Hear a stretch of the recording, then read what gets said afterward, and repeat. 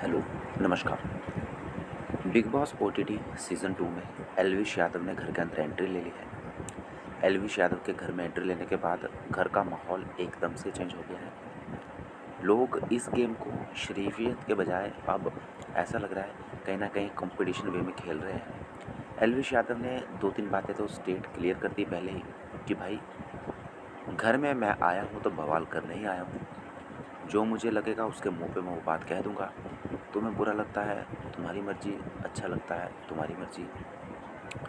ये बातें सुनने के बाद कहीं न कहीं घर के अंदर ऐसा भी लगा कि एल्विश यादव घर के बाहर जिस तरीके से रहते हैं, एक आप कह सकते हैं कि बिना परवाह की लाइफ़ जीना, वो बिग बॉस के घर के अंदर भी वो जी रहे हैं। फ़र्क इतना है सिर्फ़ कि घर के बाहर 24 घंटे आमने-सामने कैमरे नहीं होते, घर के अंदर कैमरे हैं, तो उनकी हर एक हरकत को लोग जज करेंगे। अब उस बात पे कैसे सही उतरना है, वो उन पे डिपेंड है।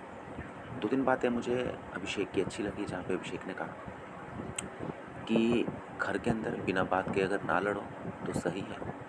जहाँ पे पॉइंट लगता है, वहीं पे लड़ो। अब बात करते हैं कि यहाँ पे मनीषा घर के अंदर कैप्टन बनी। मनीषा के घर के अंदर कैप्टन बनने के बाद कुछ लोगों के साथ झगड़े हुए। इसके साथ भी झगड़े हुए एक बंदा। फिर अगर हम बात करें तो कहीं न कहीं इसके साथ भी हुए फलक और जिया के साथ भी हुए। अब यहाँ पे बात ये है कि जिया और जितने भी और कंटेस्टेंट हैं, वो कहीं न कहीं साफ-साफ हमें देखने से लग रहा था कि वो ये चाह रहे थे या फिर ये कर रहे थे।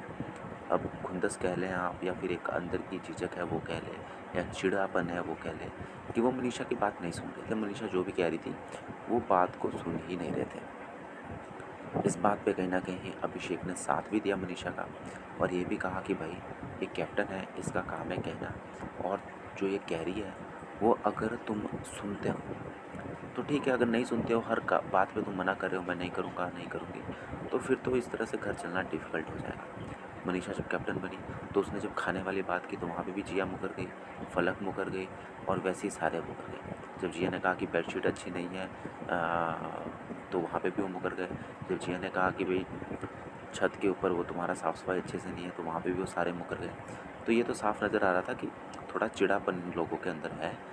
और नंबर 2 बात की अभिषेक ने बहुत सही नोटिस किया कि जिस तरीके से मनीषा बात कर रही है, वो भी अच्छा नहीं लग रहा है इन सब कंटेस्टेंट को। ऐसा लग रहा है कि वो इन्हें ऑर्डर दे रही है। तो वो भी बात सही समझाई। सबसे बढ़िया क्या हुआ? भाई एक फ़ाइट हो गई। अब ये फ़ाइट हो गई अ, घर के अंदर, जहाँ पे मुझे लगता है कि अपने अंदर की सारी फ्रस्ट्रेशन मैडम ने निकाली है। और जिया और इनके बीच जो फ़ाइट हुई, वो फ़ाइट एक ऐसी फ़ाइट थी जो कि अननेसेसरी खींची है किसी ने, अननेसेसरी खींची है पूजा भट्ट ने। और इसके पीछे के रीज़न एक ही था, जो फलक है, जिया है और इनके साथ वो तीसरा बंदा है वो चश्मे वाला, अ, ये सभी एक ग्रुप में बैठ रहे थे। इसकी मैं बात कर रहा हूँ। ये, जिया और फलक। और वहीं पूजा भट्ट की बात करें तो वो पूरे एपिसोड में अलग बैठी हुई दिखाई दी 2-3 एपिसोड से। तो हुआ क्या कि कहीं न कहीं जैदी एक बंदा रह गया था जिसके साथ पूजा भट्ट बैठ रही थी।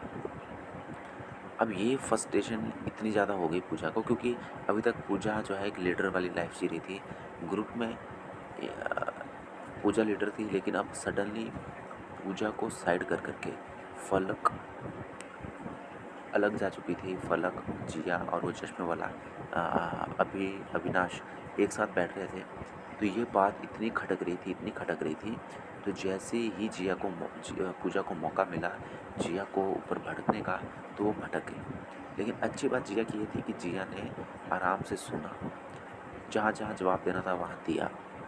इस पूरे वाक्य में कहीं न कहीं जो कहना चाह रही थी पूजा भट्ट, वो उन्होंने कहा कि भई तुम दोगली हो, तुम्हें रिश्ते, कुछ बातें पूजा भट्ट की सही भी थी, लेकिन वो निशाना कहीं और लगा रही थी। वो ये साफ़ नहीं कह रही थी कि मुझे अच्छा नहीं लग रहा, फलक तुम इसके साथ बैठ रही हो, इसके साथ रहती हो, क्योंकि ये ऐसी है। तो वो थोड़ा पॉइंट घुमा के उसने बोला, उसने पहले टारगेट किया, जिया को कहा भाई तुम गलत हो, मेकअप करो और कुछ ऐसा-वैसा। तो बिल्कुल साफ़ हो गया था, पूजा भट्ट को दिक्कत इसी बात से थी कि इसने मेरी मंडली तोड़ दी और अपने आप जाकर के उनमें घुल-मिल गई। कभी यहाँ पे घुल-मिल जा रही है, कभी वहाँ पे घुल-मिल जा रही है। मेरा पत्ता कहीं न कहीं इसने मेरे ग्रुप से काट दिया और पूजा भट्ट उस पे भड़की भी। और यही बात अभिषेक को समझ ही नहीं आई कि भाई पूजा भट्ट इतनी भड़क क्यों रही है। भड़क भी इतनी ज़्यादा रही है कि गालियाँ ही देने लग शुरू कर पड़ी, मेकअप करो, फलाना नहीं क्या-क्या कहने शुरू कर पड़ी।